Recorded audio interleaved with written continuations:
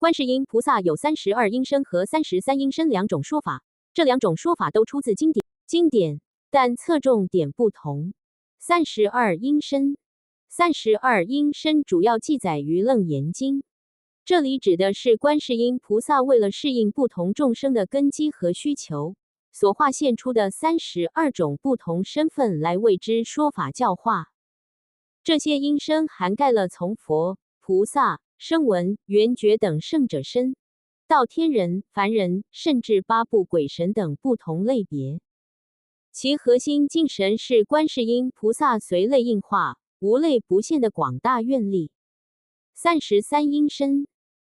星号33音身，或称33观音。星号主要来自《妙法莲华经》观世音菩萨普门品中的说法，并在佛教传入中国后，由中国佛教徒根据经文描述和对观音菩萨慈悲精神的理解，逐步发展出具体的33种形象。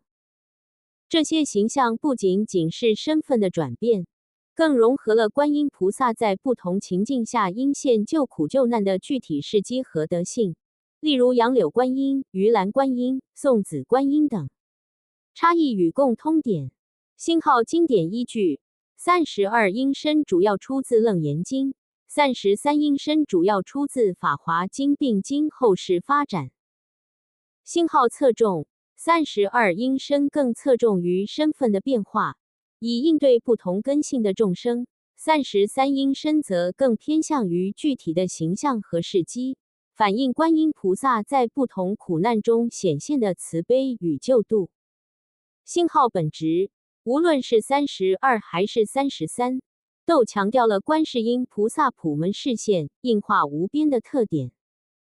它能够以无数无量的化身来救度众生，这两种数字都只是为了方便理解和流传而举的例子，实际上观音菩萨的应化是无穷无尽的。